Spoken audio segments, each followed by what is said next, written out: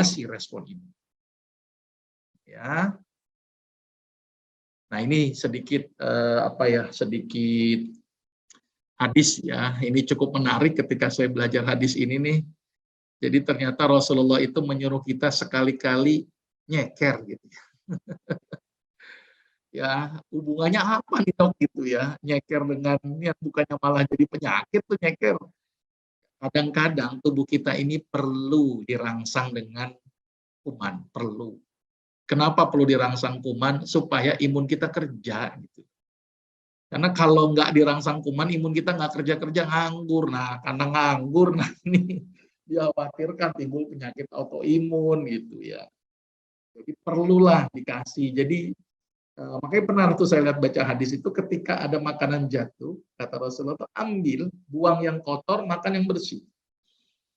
Ya, jadi artinya mencegah kemubaziran, ya. Tapi buang yang kotor, tapi mungkin ada sebagian juga yang terbawa kotorannya itu juga menjadi stimulus.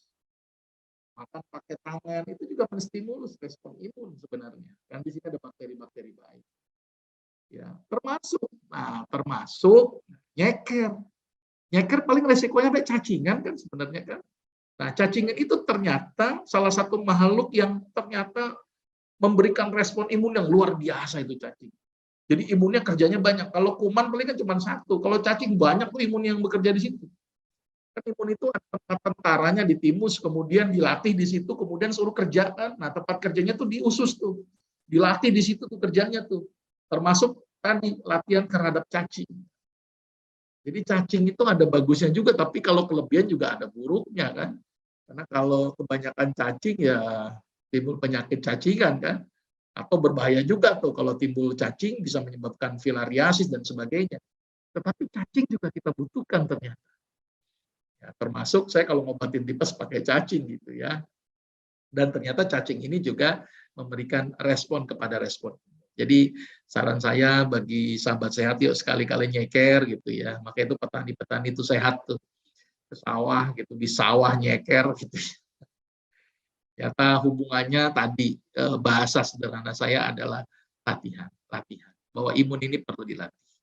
Maka itu ketika ada ya influenza sedikit, istirahat, makan suplemen, misalnya habatus sauda, minum madu, makan yang bergizi, itu melatih imun. Jadi jangan dimandulkan imun itu. Apalagi dengan memperbanyak antibiotik, apa-apa antibiotik, maka imun jadi nganggur. Karena kumannya yang harusnya dimakan imun, kebanyakan antibiotik, kumannya mati, imunnya jadi nggak kerja gitu. Maka itu kenapa anak-anak yang tidak apa-apa obat itu responnya lebih bagus.